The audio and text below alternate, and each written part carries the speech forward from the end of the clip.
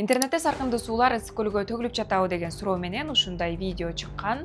Бул канализациябы же көлдөн суу сордуруп жатышабы биз тактадык. Видеодо түтүктөр коттедждерден көл тарапка коюлганы көрүнүп турат. Суу түтүктөрүнө окшобойт, ошондуктан посттун авторуна байланышып, дагы башка видеолорду ала алдык. Видео Бостеридеги Золотые Пески пансионатынын аймагында тартылган.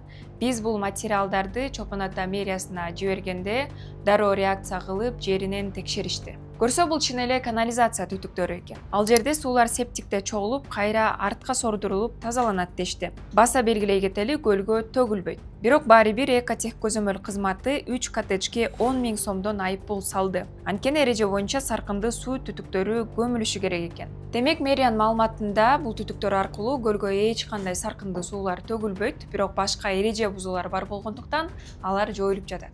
Чолпон Ата шаарынын мэриясы ыкчам чара көрдү. Азыр көлдүн сезону, Элис көлдө жык чыйма. Эгерде сиз кандайдыр бир эреже бузууларды көрсөңүз, бизге салыңыз, чогуу текшеребиз жана бул видеону бөлүшүңүз.